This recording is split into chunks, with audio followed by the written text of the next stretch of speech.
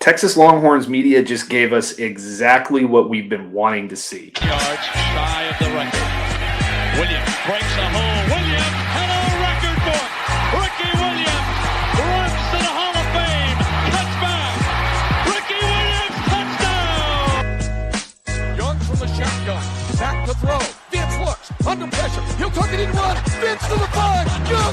Touchdown, Texas. Touchdown, Vince Young. He's done it again. Longhorn Nation, we're back. Welcome into the Texas Longhorns on SI podcast. I'm your host, Matt Galatson of Texas Longhorns on SI. Joining me today, as always, is my co-host, Zach Dimmitt. And Zach, we have gotten a lot of hype surrounding this Cam Coleman situation, and Texas Longhorns media just threw some gasoline on it. One of the things that we've been wanting to see this entire spring, we saw a glimpse of in early media releases on social media from the school was, Cam Coleman making some Cam Coleman type plays, right? And it appears that we just got the best one of them all, and I'm going to play that for you here today. We're also going to talk about Ryan Wingo and what he has to say about the addition of Cam Coleman. We're going to get into some interesting running back news, some Ryan Nibblett news, and a little bit of offensive line stuff as well that I thought was particularly interesting this week. But first, Zach, let's start off. Cam Coleman, what's the one thing that we have been wanting to see in spring football? We've wanted to see him jump up in the air and just absolutely moss a defensive back. And thanks to Texas Longhorns media, we got just that. I'm going to play it here for the YouTube crowd. I highly encourage you to go watch it on YouTube if you can. But this is vintage Cam Coleman type stuff here, Zach. Poor Samari Matthews. He made a great play on the ball, by the way. Did Matthews? That's really good contested stuff. That's really good defense. But Cam Coleman is just Cam Coleman, and he's going to be making plays like this one here all season long. Yeah, it's almost like the biggest takeaway from this was how good of coverage it was from Smoke Matthews, because we know what Cam Coleman can do, but a lot of people are like, "What is Samari Matthews supposed to be doing different?" I mean, that was great coverage. You're just going up against a future NFL receiver who's arguably the best contested catch guy in the country, and so yeah, lots to feel great about in that one clip, because you hear the cliche all the time, iron sharpens iron. And if Samari Matthews is having to go up against Cam Coleman in practice, just imagine what that'll do for him moving forward when it comes to, his growth this upcoming season. But yeah, with Cam Coleman, we already knew what he can do when it comes to contested catches. We saw him make some incredible catches last season at Auburn. One-handed, contested double teams. I mean, this guy, he's got really strong hands. And then that first spring practice that they let the media see in person, a lot of the receivers were having a little bit of trouble here and there. It was a little bit wet and misty on the practice field. And some of these receivers were dropping some balls, but Cam Coleman, he was very sure-handed, never had to double catch anything, never used his chest. It was just routes on air, but it was still, you could still see the talent and how strong his hands are. So yeah, contested catches aren't going to be your best offense. I think Steve Sarkisian and Arch Manning know that, but if you have, nothing else to go to, and you're just going to make it simple and just tell Cam Coleman to go make a play, it's very obvious he can go do that. You don't want to rely on that all season long, because I think he's obviously much more than that as a receiver. But when you can just say, hey, go get the ball, we're going to throw it up to you, and Arch Manning's going to put it in a spot where no one else can get it, the defense is going to have no answers for that. And so it's going to be really exciting to see that this season. Yeah, you want to talk about an eye-popping stat, by the way, Zach? This is one that Rod Babers, former standout Texas Longhorns defensive back, posted on X, and I thought it was incredibly interesting. I did not know this stat. According to Pro Football Focus, Cam Coleman had an 81.8% catch rate on deep passes of 20-plus more yards. that were contested last season, which was the highest catch rate of any player with double-digit deep contested targets in a season since PFF started keeping track of it in 2017. So he is basically the best there has ever been in the PFF era in the last decade at deep contested catches. That is something that Arch Manning is going to be able to take advantage of. I agree with you, Zach. I don't think that is the best recipe for offense necessarily. You would like to have wide open downfield targets. But if you're going to throw it up to anybody in the country, it is Cam Coleman. And I love to hear that. Also, Ryan Wingo had something really interesting to say about Cam Coleman as well. He was asked this week during the player media availability, which was yesterday, about how Cam Coleman is going to affect him and affect this offense overall. And he said, Coleman is just another great playmaker on the other side, so there's going to be more one-on-one matchups.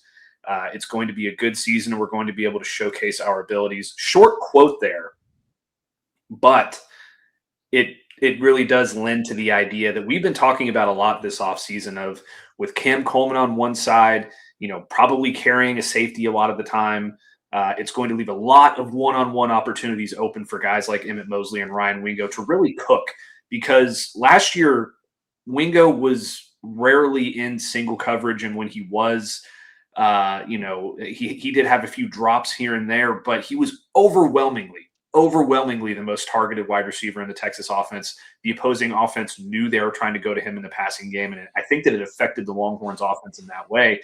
And now with Cam Coleman involved, if the defense decides to, carry a safety over with him and kind of bracket him in coverage, then everybody else is going to be wide open.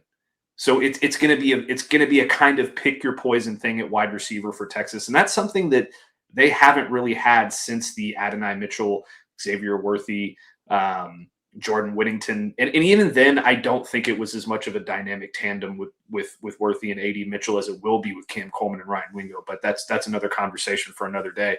Just really interesting to think about there from the perspective of Ryan Williams, Zach. Yeah, Ryan Wingo.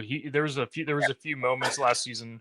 Yeah, you're Ryan. I got you there. There was a few moments last season where there were some drops, but overall, it was a great season for Ryan Wingo. I think he really thrives in that run after catch role. A few deep passes here and there, but that's not really his strength. I just think that you got to lean on Cam Coleman in that regard. And so while Cam Coleman's going deep, Ryan Wingo maybe is your second or third option going across the middle. And once he turns on the jets, he's really hard to tackle. He's really hard to, catch up to, because he's got really long legs. He's a big guy. And then, I feel like we don't talk about Emmett Mosley enough sometimes, but I was so impressed with him last season. He's got really strong hands as well. He kind of gives you a little bit of everything. He's a great blocker. It's really exciting to see what Wingo and Mosley can do one-on-one, because who knows what the defense will do with Cam Coleman? Will they put their second best cornerback on him and then double with him with the safety and then put the best cornerback on Wingo or Mosley? We'll have to wait and see. Every team is going to be different with their approach, but it's going to be really exciting to see what Wingo and Mosley can do, because there's going to be games where Coleman is just – the defense is going to have him as their number one priority, and so he may have a quiet game. So Wingo and Mosley will need to step up. And I think that, seeing what they can do next season, a little bit of pressure off their shoulders a little bit, because Sark even said after that Ohio State game last year that we're putting a lot of pressure on Ryan Wingo, and we need to take some of that pressure off of him. And I think they kind of did that as the season went on, because Mosley obviously was injured at the start of non-conference play. So it's really exciting to see what these guys can do. I know Wingo and Mosley have been dealing with injuries, but it's just spring ball. They'll be healthy in time for fall camp and everything. So once those guys really start building some chemistry together on the field with Arch Manning, all three of those receivers, I think the offense is going to do some great things. Yeah, it absolutely is going to do some great things. And another reason it's going to do great things, Zach, is because of the new running back tandem. Ralique Brown and Hollywood Smothers are both really impressing people, to say the least, so far in spring football. And that's not much of a surprise. Both of these guys came in very, very, very highly touted. They're both excellent fits for what Texas is going to want to do running the football with the outside zone run scheme, their ability to break big plays, make people miss. and those kinds of things. And, a lot of people were wondering who's going to start, who is going to get the majority of the carries. Is this going to be a committee approach with the two of them and then maybe a third back like Derek Cooper or Michael Terry or James Simon or whatever? We got our first little glimpse into what that is starting to look like so far. And it's not really too much of a surprise, Zach. So far right now, according to reports from Anwar Richardson of Orange Bloods, both Brown and Smothers will share opportunities in the Longhorns backfield. It seems like almost 50-50. Each running back is taking turns as the lead, and they are essentially 1A and 1B, the source told Anwar Richardson. This is going to be a very dangerous thing for opposing defenses. Like most of the time, and there are a few exceptions to this around college football, obviously. You could look at Georgia, for example, who had a plethora of backs last year and were really good at running the football, and they just kind of ran it down your throat consistently because they were always fresh back there. That's the kind of thing Texas is going to be able to do with these two running backs. And I assumed that, it's probably not going to be a 50-50 split in terms of we got to make sure we get Hollywood, 12 to 13 carries and Ralique 12 to 13 carries. I think it's going to be, both of these guys are going to be fully a part of the game plan. And then, whichever one is hotter in that game, we're going to ride the hotter hand, and they're probably going to get the majority of the carries in that game while the other one kind of supplements them, when they get their opportunities. But I kind of love to hear it, Zach. I love to hear that both of these guys are performing really well because that's what you really need to hear when you bring in transfer running backs. I mean, look at Oklahoma. They brought in Jaden Ott last offseason, and that ended up being a big fat nothing. So it seems, at least so far through the first couple of weeks of spring, that Texas has a lot to be excited about these two running backs. Yeah, and this is kind of what we expected, that it was going to be a 1A, 1B between these two guys. I honestly have no idea who will finish with more carries at the end of the season. It might come down to who misses a game or two due to injury. That might be what it comes down to, because I think both these guys, Hollywood Smothers or Ralique Brown, are gonna be, right there next to each other, taking turns, because they're both talented.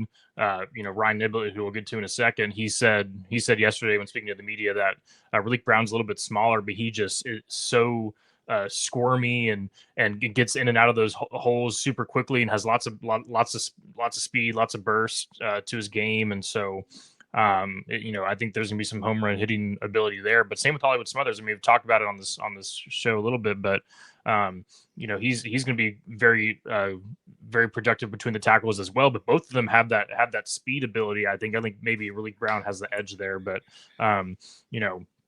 they both kind of give you a little bit of everything. Both have pass catching ability as well.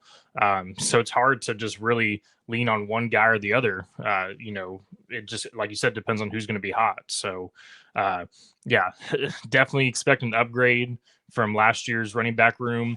I loved Quintravion Wisner. A lot of that was also due to the O-line not being at its best for, at multiple points of the season. They got better as the season went on, but I don't think that Quintravion Wisner was going to have a role on this team when you factor in Ralique Brown and Hollywood Smothers, obviously. Yeah, so definitely not. I think, and so it's just, he did great things, but these guys are definitely an upgrade.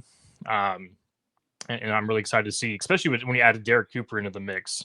I mean, your number 3 running back is very, very important when you factor in injuries. But I think in non-conference play, when some of these games turn into kind of a blowout, Derek Cooper, he could have one of those, 100-yard games because he may break off like a 70-yarder late in the fourth quarter when the game's already out of hand, and he may have some early season touchdowns, and then you never know, late in the season, put him in a goal line situation, he'll have a touchdown as well there. So you never know what can happen. But overall, the running back room, I'm really excited to see what can happen there with all these new faces. But yeah, Sark even said, when we was talking about the quarterback battle for the backup role, at least, he was asked, can Diabell potentially be a backup quarterback? And Sark was like, listen, every position is undecided, essentially. Obviously Arch Manning's your starting quarterback and so on and so forth. But all these, most of these positions, at least for the backup roles, are undecided. We're only in spring. And so Will there eventually be a starting running back that could be named in fall camp? Of course, someone has to start the first game of the season against Texas State. Someone has to be officially listed as a starter. So we'll see if Hollywood Smothers or Ralique Brown can kind of break away from each other in that regard. But I truly think this is going to be one of those things where while other backup positions and other positions figure out who's going to be starting, Ralique Brown and Hollywood Smothers are going to be neck and neck all the way to the season opener. I truly don't know who's going to be the starting running back against Texas State. We'll have to just wait and see, but that's quite a while from now. And there's a couple interesting notes about Derek Cooper as well. I'm glad you brought him up. Number one, Sark said this week when speaking to the media that Derek Cooper is farther along than, I'm paraphrasing here, but Derek Cooper is farther along than any other true freshman running back that they've really had since he's been in Austin. And that includes CJ Baxter, who won the starting job, by the way, in 2023 before the season started. Yep. It just ended up getting injured, which led to the emergence of Jonathan Brooks. But that is particularly exciting, if I do say so myself, because I'm really high on this kid. I mean, we showed a picture of him in spring practice a couple weeks ago on this show. He looks like an absolute dude. Like he is a big guy. He's going to be really difficult to handle. He's going to be your power back if you need one, I believe, just based on what I've seen so far in the spring. But here's another interesting thing. Apparently, and I hadn't seen this, so I just sent it over to Ryan. Apparently, Texas sees sees Derek Cooper in a similar vein to a guy named Bijan Robinson.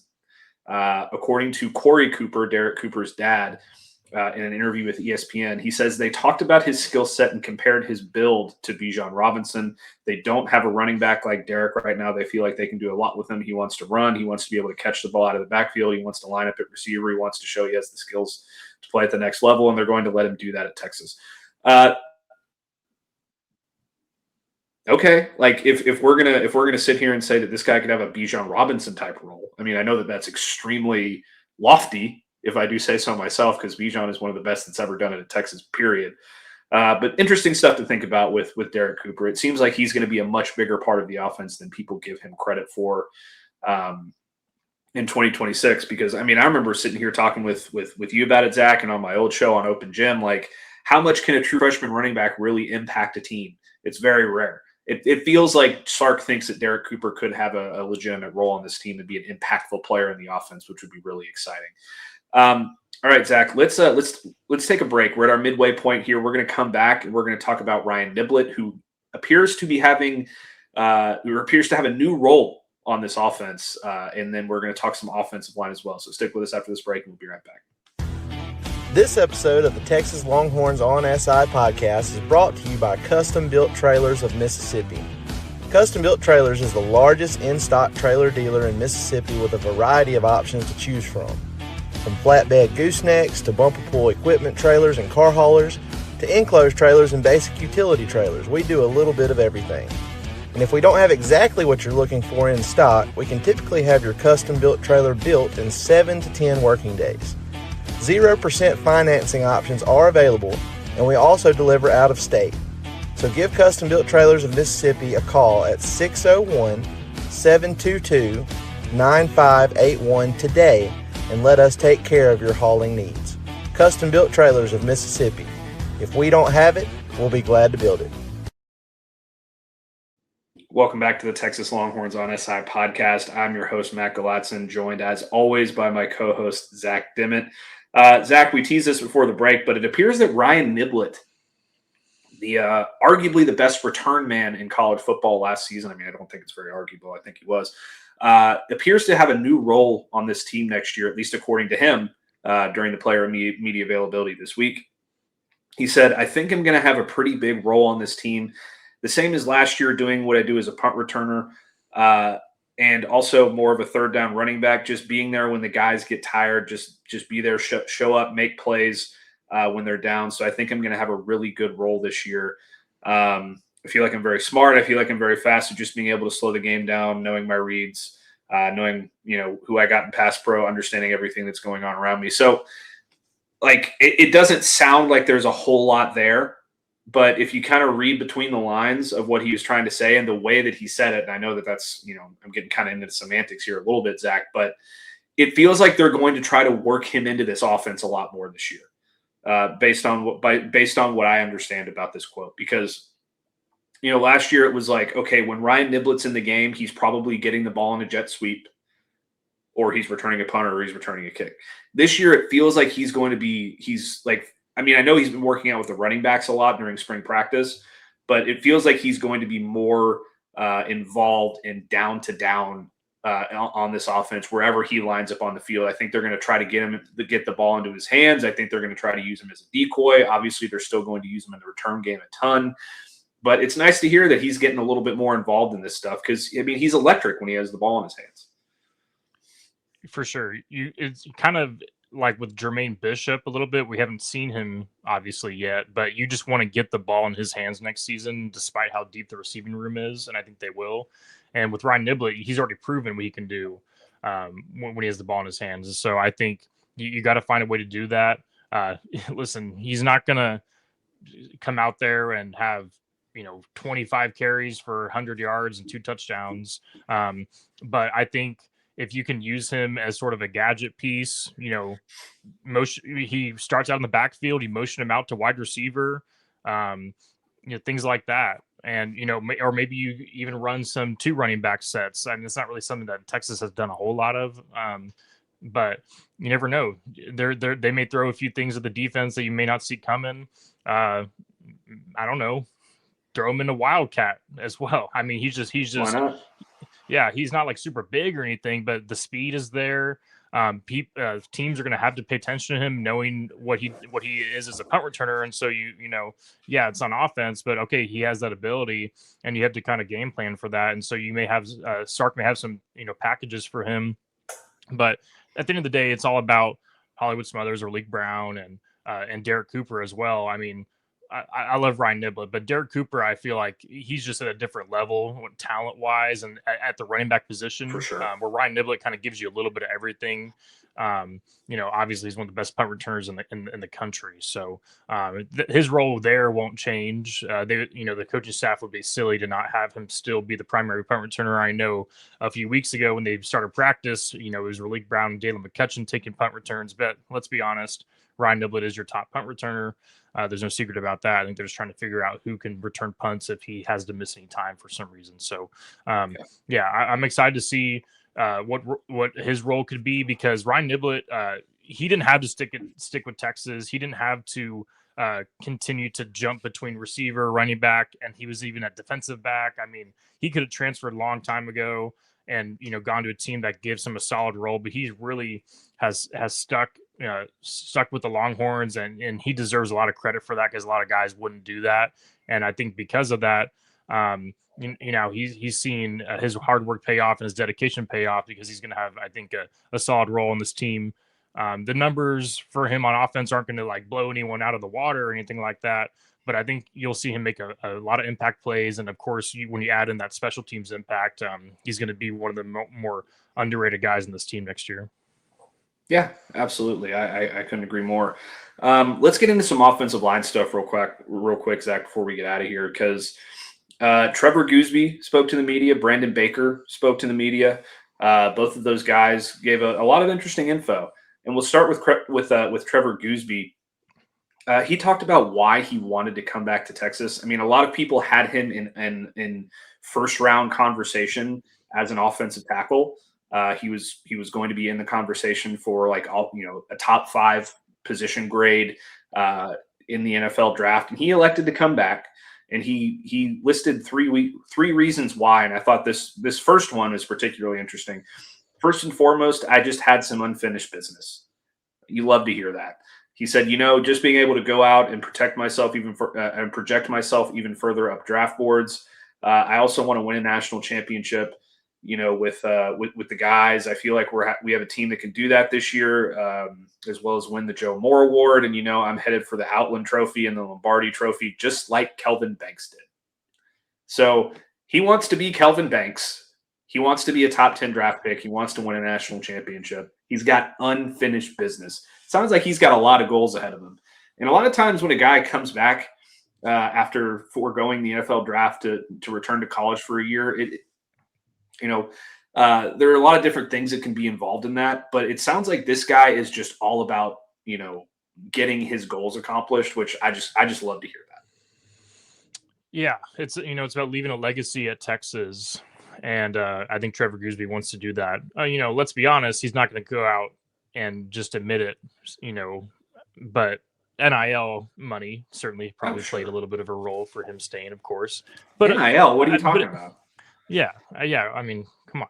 But there's obviously bigger things than money. Money is a factor, but if he has a chance to boost his draft stock, he'll make even more money than he would have if he entered the draft this year. So by this time next season, or next off season, he could be a potential top 15, top 10 guy, and he just made himself more money by staying another year at Texas. And so while adding on a potential Outland Trophy, Texas could win the Joe Moore Award with him at the forefront.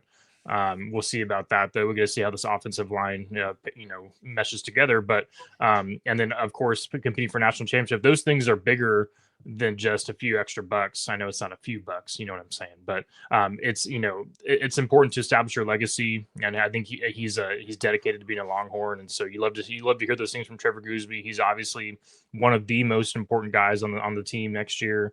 And taking after a guy like Kelvin Banks isn't exactly the worst thing in the world, because Kelvin Banks was an elite player at Texas. He had a great rookie season with the New Orleans Saints, and so if Trevor Goosby can follow in his footsteps even a little bit, he's going to be headed for really, really great things. So yeah, excited to see what he can do this fall. Yeah, good player to kind of idolize and drive and strive to be. You know what I mean? Like arguably the best left tackle that's ever done it in the history of the University of Texas, and Kelvin Banks. I'd want to be that guy too. So I don't blame him at all. And then little update from Brandon Baker. He opened up a little bit about his transition to guard within this offense. I mean, a lot of times, Zach, it's going to be real hard to talk a former really high 4-star, 5-star type talent into moving from his position at tackle into the interior just for the betterment of the team. Like a lot of time, it can be really hard to do that. It doesn't really sound like that's been an issue for Baker so far. In fact, it seems like he's really enjoying the switch to guard. He told the media it's just been a great adjustment so far. There's a lot of terminology, different sound bites that takes a little bit of time to get used to, but for the most part, everything's been smooth. And you love to hear that. And there's more to it as well, but that I'll get into here in a minute, Zach. But you love to hear that the transition is smooth. You love to hear that he is excelling so far at that spot. I know Trevor Goosby talked about him as well, and said that, like, hey, this guy is, this is a natural fit for him. Like he's got the athletic ability, but he's also got the guard build that you need to play the position. So he's really a great fit. He also played some guard in high school, which has made this transition for him easier as well. So it's really nice to hear that this idea that a lot of Texas fans, when you originally proposed this idea of Brandon Baker moving inside to guard, a lot of Texas fans were like, oh, that must mean our offensive line is going to suck next year if we have to do something like that. But no, it really seems like this is going to be where Brandon Baker is better, at least in the short term, for both him and for this program. Yeah, I don't know if we had ever really spoken to Brandon Baker last season, and I was impressed by just the way, just how mature he sounded. He really sounds like a guy that is all about this program, is all about this team. I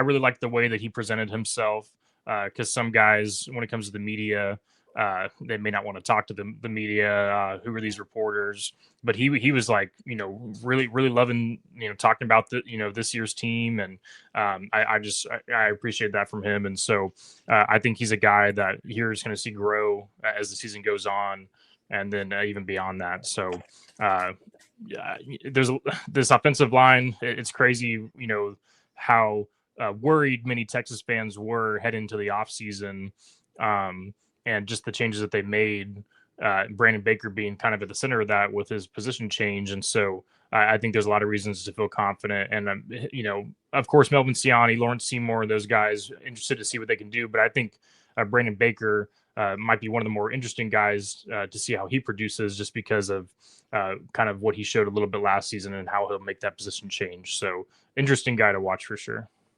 Yeah. And when you think about it, Zach, if he can be equal to or better than DJ Campbell was this past year for the Longhorns, which might be tough because, DJ was pretty good last year. He struggled with his consistency a little bit, but he was arguably the Longhorns' best offensive lineman, not named Trevor Gooseby all season long. If he can be equal to or greater than Trevor Gooseby or than DJ Campbell, I mean, Trevor Gooseby in 2026 is going to be better than Trevor Gooseby in 2025. And Lawrence Seymour is going to be better than Cole Hudson. 2026 Connor Robertson is going to be better than 2025 Connor Robertson. I mean, Melvin Siani is going to be a better right tackle next year than Brandon Baker was last year. So at the very least, this offensive line is improved across the board, regardless of whether or not, the Baker and DJ Campbell conversation happens. If it does, then that's incredibly interesting. And this offensive line is going to be in a much better spot, which will in turn make the offense a lot more efficient and put them in a much better spot as well. All right, Zach, let's close it out there. We will be back on Monday. We will talk more spring football. We will talk a little bit more Texas basketball because the transfer portal opens here very, very soon. I believe it's on Sunday. Am I right about that, Zach? Tuesday. Oh, it's on Tuesday? Okay, so the transfer portal opens up on – Yeah, okay. The transfer portal opens up on Tuesday. And then we also see what happens with the Lady Longhorns because, they got a big one coming up against South Carolina as well. So stick with us to hear more about all that stuff on Monday. But thank you so much for tuning into this edition of the Texas Longhorns on SI podcast. Please make sure to like, subscribe, and rate our podcast and comment down below on YouTube to let us know your thoughts. It really helps us out in the algorithm and helps us grow and pay the bills. So we really appreciate that. But most importantly, be sure to tell somebody you love them. We'll catch you in the next one.